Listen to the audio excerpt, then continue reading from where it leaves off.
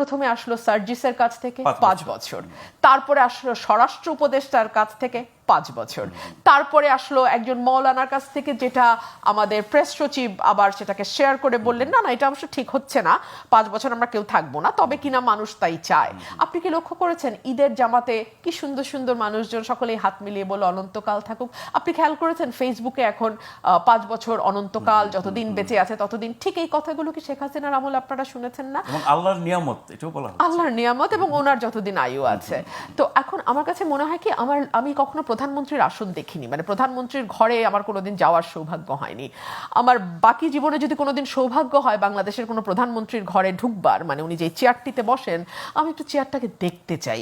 এই চেয়ার কি করে মানুষের সকল বাহ্য জ্ঞান লুপ্ত করে দেয়? না হলে যেই ব্যক্তিটি সারা বিশ্বে সমাদৃত, সম্মানিত, বাংলাদেশকে বিশ্বের দরবারে সম্মানিত করেছেন, তিনিও কেমন জানি গোলক ধাঁধায় পড়ে যান। আমার ভীষণ শখ বাংলাদেশের প্রধানমন্ত্রীর আসনটা একবার দেখবার। এত বেশি আকর্ষণ মনে হচ্ছে আপনার কাছে, কিন্তু উনি তো ওনার জীবনে যা অর্জন, এটি বাংলাদেশের মতো একটা দেশের প্রধানমন্ত্রীর চেয়ে অনেক বড় না? সেজন্যই তো আমি চেয়ারটা দেখতে চাই, চেয়ারের আসলে কি কারুসাজিটা আসলে আছে, চেয়ারের। মানে যেটি মাধ্যাকর্ষণ শক্তির চেয়ে অনেক বেশি শক্তিশালী।